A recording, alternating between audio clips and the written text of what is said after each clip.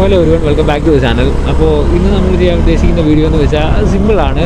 വണ്ടി റിലേറ്റഡ് ആയിട്ടുള്ള സംഭവം തന്നെയാണ്, പക്ഷേ കുറച്ച് വ്യത്യസ്തമാണ്. അപ്പോൾ എന്താണെന്ന് വെച്ചാൽ വേറെ വണ്ടി എടുത്തിട്ടുള്ള വീഡിയോ ഒന്നുമല്ല, നമ്മുടെ വണ്ടി തന്നെ. അതായത് ഒരു വണ്ടി എടുത്തു കഴിഞ്ഞാൽ നമുക്ക് അതിൻ്റെ അകത്ത് മെയിൻലി വരുന്നൊരു സംഭവമാണ് വണ്ടിയുടെ സർവീസ് അല്ലെ മെയിൻ്റെനൻസ് ഉള്ള കാര്യം. അപ്പോൾ മിക്ക വണ്ടി എടുക്കുന്നവരാണെങ്കിലും, അതായത് നമ്മുടെ KTM പോലെയൊക്കെയുള്ള ഇച്ചിരി കോസ്റ്റ്ലി ആയിട്ട് സർവീസ് കോസ്റ്റ് വരുന്ന വണ്ടിയൊക്കെ എടുക്കുന്നവരാണെങ്കിൽ എപ്പോഴും ചിന്തിക്കുന്ന ഒരു കാര്യമായിരിക്കും, ഞാനിതെങ്ങനെ മെയിൻറ്റെയിൻ ചെയ്യും, അല്ല ഇതിൻ്റെ മെയിൻ്റെനൻസ് കോസ്റ്റ് ഒക്കെ ഹൈ അല്ലേ, കുറച്ച് ബുദ്ധിമുട്ടായില്ല എന്നുള്ള കാര്യം. പക്ഷേ നമ്മളിത് ചെയ്യാൻ പോകുന്നത് വെച്ചാൽ അത്യാവശ്യം ഒരാൾ അങ്ങനെ വലുതായിട്ട് മെക്കാനിക്കൽ അറിവൊന്നും ഇല്ലെങ്കിലും വണ്ടി ചെയ്യാൻ പറ്റുന്ന കാര്യങ്ങൾ എന്തൊക്കെയാണ്, അതായത് ഷോറൂമിൽ അല്ലെങ്കിൽ വർക്ക്ഷോപ്പിലോ അങ്ങനെയൊന്നും കൊടുക്കാതെ തന്നെ നമ്മുടെ വണ്ടി സിമ്പിളായിട്ട് നമുക്ക് തന്നെ എന്തൊക്കെ ചെയ്യാൻ പറ്റുമെന്നുള്ള കാര്യങ്ങളാണ് ഇപ്പോൾ ഈ വീഡിയോയിലൂടെ പറയാൻ പോകുന്നത്. സോ നട്ടുച്ച നേരമായത്, ഈ വീഡിയോ എടുക്കുന്ന ഇപ്പോൾ ഉച്ചയ്ക്കാണ്. അപ്പോൾ നേരമായതുകൊണ്ട് ഇവിടെ അടുത്തെങ്ങും തണൽ വലുതായിട്ടില്ല, മിക്കവാറും കരിഞ്ഞു പോകും. അതുകൊണ്ട് നമുക്ക് വന്ന വഴി അവിടെ കുറച്ച് തണലുള്ള സ്ഥലമുണ്ട്, അവിടെ പോയി നിർത്തിയിട്ട് സംസാരിക്കാം. സോ കൊയ്ത്തൊക്കെ കഴിഞ്ഞ് കിടക്കുന്നതുകൊണ്ട് വെള്ളം കയറ്റിയിട്ടിരിക്കുന്നുണ്ട്, നല്ലൊരു ബ്യൂട്ടിഫുൾ വ്യൂ ആണ് അവിടെ ഇവിടെയൊക്കെ ഉള്ളത്. സോ നമുക്ക് തിരിച്ച് പോയി തണലുള്ളടത്ത് പോയി എന്ന് പറയാം. സോ മെയിൻലി പറയുവാണെങ്കിൽ വണ്ടിയുടെ മെയിൻ്റെനൻസ് കോസ്റ്റൊക്കെ ബാധിച്ച് മിക്കവരും അങ്ങനെ വണ്ടി പണിയൊക്കെ ചെയ്യാൻ മടിച്ച് നടക്കുന്നവരുണ്ട്, സർവീസൊക്കെ സ്കിപ്പ് ചെയ്യുന്നവരുണ്ട്. സോ അങ്ങനെയുള്ളവർക്കൊക്കെ വേണ്ടിയുള്ളൊരു വീഡിയോ ആണ്. So if you are interested വിട്ട് കളയാതെ കാണുക. നമ്മൾ ഏകദേശം നമ്മളെ കൊണ്ട് കവർ ചെയ്യാൻ പറ്റുന്ന പാർട്സ് എല്ലാം നമ്മൾ കവർ ചെയ്യും. അപ്പോൾ നമുക്ക് നേരെ ഇവിടെ സൈഡിലോട്ട് വല്ലതും നീക്കിയിട്ട് വീഡിയോയിലേക്ക് കിടക്കാം. ഇവിടെ നിർത്താം, ഇവിടെ ആയിട്ട് നിർത്തിയിടാം. സോ നൈസ് ഒരു സ്പോട്ട് കിട്ടുന്നുണ്ട്.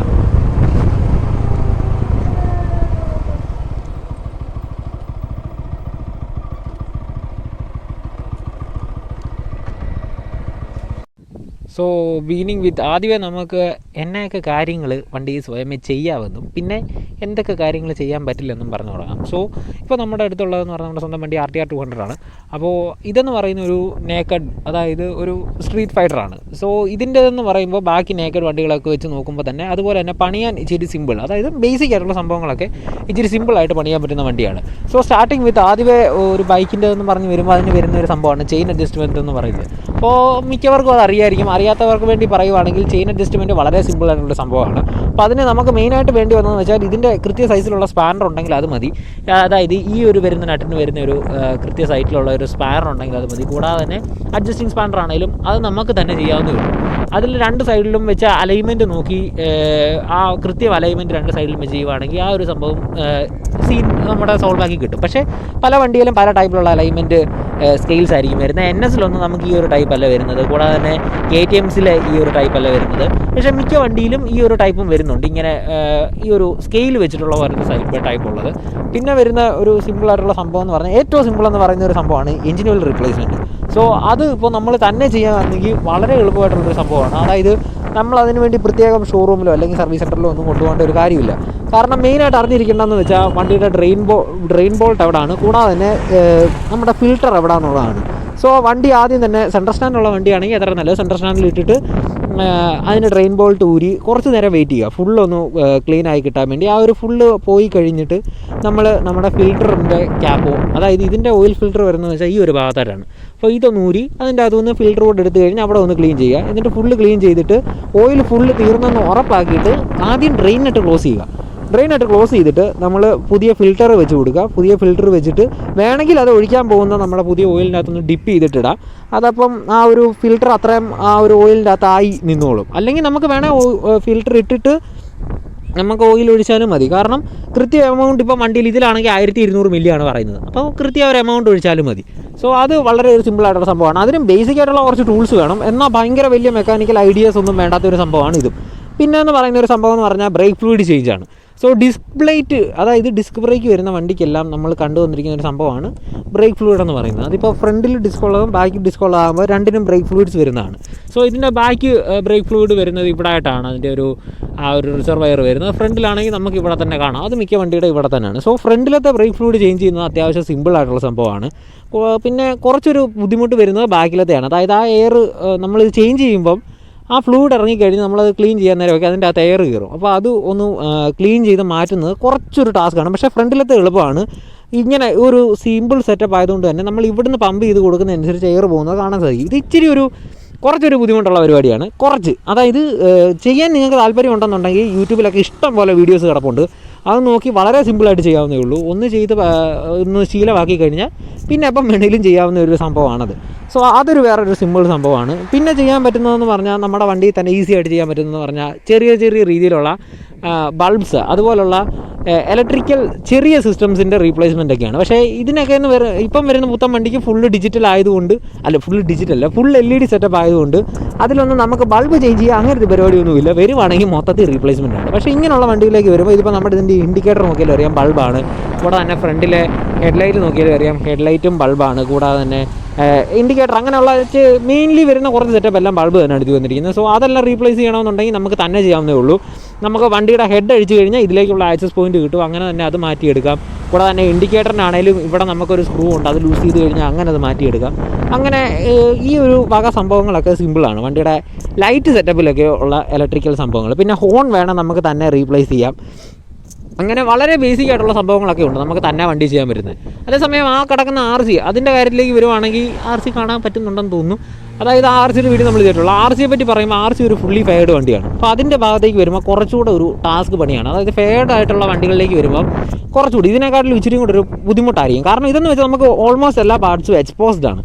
അതുകൊണ്ട് തന്നെ വലിയ ബുദ്ധിമുട്ട് കാണത്തില്ല വണ്ടിയെ പണിയാൻ. പക്ഷേ RC പോലെ ഫുള്ളി ഫെയർഡ് ആയിട്ടുള്ള നമ്മുടെ R15, RS, അതുപോലെ തന്നെ ജിറ്റ്സർ 250, അതുപോലെ അങ്ങനെ ഫെയർഡ് ആയിട്ടുള്ള ഏത് വണ്ടിയാണേലും നമുക്ക് അതേ പണിയാൻ കുറച്ചൊരു ബുദ്ധിമുട്ടായിരിക്കും. കാരണം ആദ്യം അതിൻ്റെ ഫെയറിംഗ് എല്ലാം ഊരി മാറ്റണം, എന്നിട്ട് വേണം ഈ വക സംഭവങ്ങളൊക്കെ ചെയ്യാൻ. പക്ഷേ എന്താണേലും ഒരു ബേസിക് ഐഡിയ ഇല്ലാതെ ചെയ്യാൻ പോകുന്നതിൽ നല്ലത് യൂട്യൂബൊക്കെ ഒന്ന് പ്രിഫർ ചെയ്ത് ജസ്റ്റ് ഒരു ഐഡിയ വെച്ചിട്ട് ചെയ്യാൻ പോകുന്നതാണ്. അല്ലാതെ ഇത് ചെയ്യണമെന്നുണ്ടെങ്കിൽ ഭയങ്കര വലിയ സ്കിൽസ് അല്ലെങ്കിൽ ഭയങ്കര വലിയ ടാലൻസ് ഒന്നും വേണമെന്നില്ല. സിമ്പിളായിട്ടുള്ള വളരെ സിമ്പിളായിട്ടുള്ള സംഭവങ്ങളൊക്കെയാണ് നമുക്ക് തന്നെ ചെയ്യാവുന്നത്. ഇപ്പോൾ അത് ചെയ്യാൻ വേണ്ടി വർക്ക്ഷോപ്പിൽ പോകണമെന്നുള്ള സംഭവമൊന്നുമില്ല. പിന്നെ നമുക്ക് ചെയ്യാൻ പറ്റാത്ത കാര്യങ്ങളെന്ന് പറയുന്നത് മെയിൻലി അതിപ്പം നിങ്ങൾ അത്രയ്ക്ക് വലിയ എക്സ്പെർട്ടാണെങ്കിൽ കുഴപ്പമില്ല. അതർവൈസ് മെയിൻലി നമ്മൾ ടച്ച് ചെയ്യാനേ പാടില്ലാത്തൊരു ഏരിയയാണ് എഞ്ചിൻ എന്ന് പറയുന്നത്. എഞ്ചിൻ എന്ന് പറഞ്ഞാൽ കുറച്ചൊരു കോംപ്ലിക്കേറ്റഡ് സംഭവമാണ്. നമ്മൾ പുറത്തോടെ നോക്കുമ്പോൾ ആ സിമ്പിൾ ആകത്ത് പിസ്റ്റൺ കിടന്ന് അടിക്കുന്ന പവർ ഉണ്ടാക്കുന്ന ഓക്കെ സിമ്പിൾ. പക്ഷേ എഞ്ചിൻ എന്ന് പറയുന്നത് കുറച്ചൊരു കോംപ്ലിക്കേറ്റഡ് ആയിട്ടുള്ള സംഭവമാണ്. അപ്പം അതിനെപ്പറ്റി വലിയൊരു ഐഡിയ ഇല്ലാതെ നമ്മൾ എഞ്ചിനിൽ കയറി ഒരു പരിപാടിയും ചെയ്യാൻ പാടില്ല. അത് കാരണം എഞ്ചിനായിട്ടുള്ള പണി, പിന്നെ നമ്മുടെ മെയിൻ ഇലക്ട്രിക്കൽസ്, ഈ ബൾബ് അങ്ങനെയുള്ള സംഭവമൊന്നും അല്ലാതെ മെയിൻ ഇലക്ട്രിക്കൽസ് വയറൊക്കെ കട്ട് ചെയ്തിട്ടുള്ള പരിപാടി, അതൊക്കെ ഒരു ഐഡിയ ഇല്ലാതെ ചെയ്യാൻ ഒരിക്കലും ഞാൻ സജസ്റ്റ് ചെയ്തില്ല. കാരണം അതെന്നൊക്കെ പറഞ്ഞാൽ വേണേൽ ഒരു വയറിൻ്റെ അങ്ങോട്ടും ഇങ്ങോട്ടും മാറി വന്നു കഴിഞ്ഞാൽ വേണേൽ ഷോർട്ടായിട്ട് മൊത്തത്തിൽ പണി കിട്ടും. എഞ്ചിനാണേലും എഞ്ചിൻ്റേത് കുറച്ച് കോംപ്ലിക്കേറ്റഡ് ആയിട്ടുള്ള സംഭവങ്ങളാണ് എഞ്ചിൻ്റെ ഭാഗത്തേക്ക് വരുമ്പോഴാണെങ്കിലും. പിന്നെ നമുക്ക് വരുന്നതെന്ന് പറഞ്ഞാൽ എഞ്ചിൻ ഭാഗത്ത് ചെയ്യാൻ പറ്റുന്ന പരിപാടികൾ എന്നൊക്കെ പറഞ്ഞാൽ കാർബറേറ്റർ നമുക്ക് വേണ്ട പോലെ അഡ്ജസ്റ്റ് ചെയ്ത് വെക്കാം. അതായത് കാർബറേറ്റർ ട്യൂൺ ചെയ്ത് വെക്കാം. കൂടാതെ തന്നെ നമ്മുടെ ക്ലച്ചിൻ്റെ കാര്യം വരുമ്പോൾ ക്ലച്ച് നമുക്ക് അത്യാവശ്യം അതിനെപ്പറ്റി ഒരു ഐഡിയ ഉണ്ടെങ്കിൽ അത് നമുക്ക് അഡ്ജസ്റ്റ് ചെയ്യാവുന്നതാണ്. സോ അതാണ് ഇതിന് ബേസിക്കലി നമുക്കൊരു വണ്ടി ചെയ്യാൻ പറ്റിയ സിമ്പിളായിട്ടുള്ള പരിപാടി എന്ന് പറയുന്നത് ഇതൊക്കെയാണ്. പിന്നെ ഇനിയിപ്പം ഞാൻ എന്തെങ്കിലും മിസ് ചെയ്തിട്ടുണ്ടോ എന്നറിയില്ല. പിന്നെ നമുക്ക് എന്തൊക്കെയാണ് സിമ്പിളായിട്ട് ചെയ്യാമെന്ന് വെച്ച് ചോദിച്ചു കഴിഞ്ഞാൽ നമുക്ക് ചില റീപ്ലേസ്മെൻറ്റ്സ് ഒക്കെ നമുക്ക് തന്നെ ചെയ്യാവുന്നേ ഉള്ളൂ. അതായത് വണ്ടിയുടെ ചില സാധനങ്ങളൊക്കെ റീപ്ലേസ് ചെയ്യുന്നത് നമുക്കത് വർക്ക്ഷോപ്പിൽ കൊണ്ടുപോയി അങ്ങനെ ചെയ്യാൻ പറ്റുന്നൊന്നും അല്ല അത്യാവശ്യം. പക്ഷേ ഇതെല്ലാം ചെയ്യാനാണെങ്കിൽ നമുക്ക് ബേസിക്കായിട്ട് കുറച്ച് ടൂൾസ് കൈ വേണം. അതൊക്കെ ഉണ്ടെങ്കിൽ നമുക്ക് ഈ വക പരിപാടികളൊക്കെ എന്താ വേണമെങ്കിലും നടക്കത്തുള്ളൂ. സോ അതിന് ബേസിക് ആയിട്ടുള്ള കുറച്ച് ടൂൾ കിറ്റ്. ഇപ്പം നമുക്ക് വരുന്ന മിക്ക വണ്ടികളിലും നമുക്ക് LNG ആണ് ഇത് ജോയിൻസ് ആയിട്ട് വരുന്നത്. സ്റ്റാർ സ്ക്രൂ ഡ്രൈവറിൻ്റെ ആ ഒരു സ്റ്റാർ സ്ക്രൂവിൻ്റെ ഒരു കാലം കഴിഞ്ഞു. സ്റ്റാർ അല്ലെങ്കിൽ ഫ്ലാറ്റ് അങ്ങനെ മെയിൻലി കാണാറില്ലായിരുന്നു. മെയിൻലി സ്റ്റാർ ആയിരുന്നു കണ്ടുവരുന്നത്. ഇപ്പോൾ സ്റ്റാർ അല്ല, ഇപ്പം മെയിൻലി LNG ബോൾട്ടാണ് വരുന്നത്. അപ്പോൾ ഒരു LNG സെറ്റ് ഉള്ളത് നല്ലതാണ്. കൂടാതെ തന്നെ അഡ്ജസ്റ്റിംഗ് സ്പാനറ്, അതുപോലെ പല ടൈപ്പിലുള്ള സ്പാനറ്, റിംഗ് സ്പാനറ്, കൂടാതെ ടീ സ്പാനറ്, അതൊക്കെ ഉണ്ടെങ്കിൽ അത്യാവശ്യം ചെയ്യേണ്ട പണിയെല്ലാം നമുക്ക് വണ്ടി ചെയ്തു പോകാം. എങ്കിലും എന്ത് ചെയ്യുന്നതിന് മുമ്പ് ഒന്ന് യൂട്യൂബിലൊക്കെ ഇപ്പോൾ നമുക്ക് അത്ര ബുദ്ധിമുട്ടുള്ള സംഭവമൊന്നുമില്ല. അല്ലെ ഒരു എക്സ്പേർട്ടിനെ വിളിച്ച് ചോദിക്കണം അങ്ങനത്തെ സംഭവമില്ല. നമ്മൾ ബേസിക്കലി നമുക്കിപ്പോൾ ചെയ്യണമെങ്കിൽ നമ്മൾ യൂട്യൂബ് ഒന്ന് പ്രിഫർ ചെയ്ത് കഴിഞ്ഞാൽ നമുക്ക് കിട്ടാവുന്നത്. അതായത് ഏതായാലും ഈ വണ്ടിയൊക്കെ സ്വയമേ പണിയാൻ നടക്കുന്നതെന്ന് പറയുന്ന അത്യാവശ്യം ഇതിനോട് ക്രേസുള്ള ആളുകളായിരിക്കും. അപ്പോൾ അങ്ങനെയുള്ളവരാണെങ്കിൽ യൂട്യൂബൊക്കെ ഒന്ന് നോക്കിക്കഴിഞ്ഞാൽ ഏകദേശം ഒരു ഐഡിയ കിട്ടും. അത് വെച്ചിട്ട് ധൃതി പിടിച്ചൊന്നും ചെയ്യാൻ പാടില്ല. അതായത് നമ്മൾ ചെയ്യുന്ന ഒരു സ്റ്റെപ്പ് കുറച്ച് കഴിഞ്ഞ് ചെയ്തിട്ട് മറന്നു പോയി കഴിഞ്ഞാൽ ഇനി അവസാനം വണ്ടി പണിത് തിരിച്ച് കയറ്റി കഴിയുമ്പോൾ വേണം ഒരു സ്ക്രൂ എക്സ്ട്രായോ അല്ലെങ്കിൽ എന്നാ പറയുന്നത് ഒരു സ്ക്രൂ എക്സ്ട്രാ അല്ലെങ്കിൽ ഒരു സ്ക്രൂ കാണാതെ പോവുക, അല്ലെങ്കിൽ അവസാനം ചെയ്ത് വരുമ്പോൾ എല്ലാം കുളമാകുക, അങ്ങനെയൊക്കെ ഒരു രീതി വരും. അപ്പോൾ ഇത് ചെയ്യുമ്പോൾ മെയിൻലി വേണ്ടതെന്ന് പറഞ്ഞാൽ ആദ്യമൊക്കെ ആയിട്ട് ചെയ്ത് തുടങ്ങുമ്പോൾ ക്ഷമയാണ് വേണ്ടത്. പതിയെ ഒന്ന് മനസ്സിലാക്കിയെടുത്ത് ചെയ്യാൻ ശ്രമിക്കുക. അപ്പോൾ അങ്ങനെയൊക്കെ ചെയ്ത് വരുവാണെങ്കിൽ അത്യാവശ്യം വേണ്ട പണികളെല്ലാം നമുക്ക് ചെയ്ത് തീർക്കാൻ പറ്റും. എന്നാൽ ചെയ്യാൻ പറ്റാത്ത കുറച്ച് കാര്യങ്ങളെന്ന് പറഞ്ഞാൽ എഞ്ചിന്, മെയിൻ ഇലക്ട്രിക്കൽസ്, കൂടാതെ തന്നെ ടയറൊന്നും അങ്ങനെ ആരും തന്നെ റീപ്ലേസ് ചെയ്യാൻ നോക്കത്തില്ലെന്നാണ് എൻ്റെ ഒരു വിശ്വാസം. അതെ, പിന്നെ അങ്ങനെ കുറച്ച് പരിപാടികളുണ്ട്. പിന്നെ മെയിൻലി നമുക്ക് തന്നെ ചെയ്യാൻ പറ്റുന്ന ഒരു സംഭവം ഞാൻ വിട്ടുപോയത് ബ്രേക്ക് ഷൂ, അതായത് ബ്രേക്ക് പാഡ് മാറാൻ എന്നുള്ളതാണ്. ബ്രേക്ക് പാഡ് മാറുന്നത് വളരെ സിമ്പിളായിട്ടുള്ളൊരു സംഭവമാണ്. അതായത് ഇപ്പം നമ്മുടെ ഈ വണ്ടികളൊക്കെ ആണെങ്കിൽ ഇവിടുത്തെ ഇതിന് രണ്ടൊരു സ്ക്രൂ വരുന്നുണ്ട്. അത് അഴിച്ച് കഴിഞ്ഞാൽ അകത്ത് LNG ബോൾട്ടാണ് നല്ല നീളത്തിലുള്ള. അത് ഊരി കഴിഞ്ഞാൽ നമുക്ക് ഈ രണ്ട് ബ്രേക്ക് പാഡ് ഊരി വരും. അതുപോലെ തന്നെ ബാക്കിലേക്ക് വരുമ്പോഴും നമുക്ക് ഇതുപോലെ തന്നെ 2 എണ്ണമില്ല, പക്ഷേ ഒരൊറ്റ അല്ലെങ്കിൽ ബോൾട്ടിലാണ് നിൽക്കുന്നത്. അത് ഊരി കഴിഞ്ഞാൽ പാട് ഊരി വരും. പല വണ്ടിയിലും പലതാണ്. നമുക്ക് NS-ലും RS-ലും അതുപോലെ KTM-സിലും ഒക്കെ കണ്ടുവന്നിരിക്കുന്ന ഒരു ക്ലിപ്പാണ്. ആ ക്ലിപ്പ് ഊരി കഴിഞ്ഞാൽ സംഭവം ഊരി വരും. സോ ബ്രേക്ക് പാർട്സ് ഒക്കെ റീപ്ലേസ് ചെയ്യുന്ന വളരെ സിമ്പിളായിട്ടുള്ളൊരു സംഭവമാണ്. സോ ഗൈസ്, ഞാനെല്ലാം ഒന്ന് കവർ ചെയ്തെന്ന് വിചാരിക്കുന്നു. അപ്പോൾ ഇന്നത്തെ വീഡിയോ ഇത്രയേ ഉള്ളൂ. വീഡിയോ ഇഷ്ടമെങ്കിൽ വീഡിയോ ലൈക്ക് ചെയ്യുക, കൂടെ തന്നെ ചാനൽ സബ്സ്ക്രൈബ് ചെയ്യുക. അപ്പോൾ അടുത്തൊരു വീഡിയോ കാണുന്നവരെ ബൈ.